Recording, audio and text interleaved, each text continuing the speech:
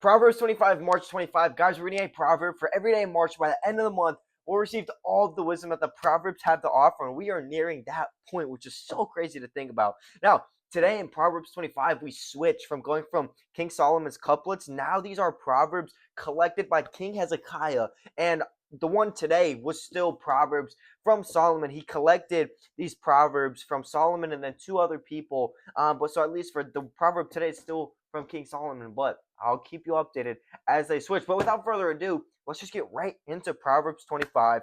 And I'm just going to dwell on verse 21 and 22 because it's so real to all of us. If your enemies are hungry, give them food to eat. If you are thirsty, give them water to drink. You will heap burning coals of shame on their heads, and the Lord will reward you. Guys, this is so beautiful because retaliation with goodness is so effective. This is exactly what Jesus tells us, and Jesus sets this up perfectly for us. Love your enemy as yourself. He also almost, I think, quotes this in Matthew 5:44, where he says to love your enemy as yourself. Man, give your enemies food, give them water. Man, love your enemies. There's something so effective about returning evil with good and showering people with God's goodness. Man, I'll tell you what, when it says you will heap burning coals of shame on their heads, I've heard it in a way where your goodness is going to be so convicting to others that they will change their ways because of how you treated them.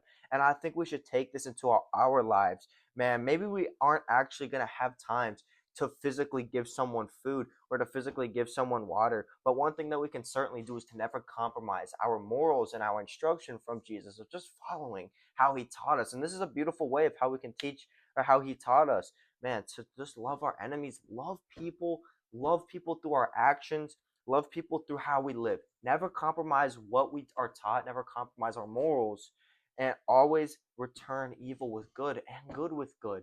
Because, guys, this is a command from the Lord. This is a command that is going to benefit our lives. And I promise you this, I've done this before. I've had firsthand experience too, where I've returned evil with evil. I've been angry back at someone who's been angry with me. And I've also applied this in my life where I've been happy or good or joyful in return to someone being angry to me. And I promise you, when I returned good or when I returned evil with good, man, I promise you, it was so much better for my life. It was the coolest thing ever. So, guys, I love you so much.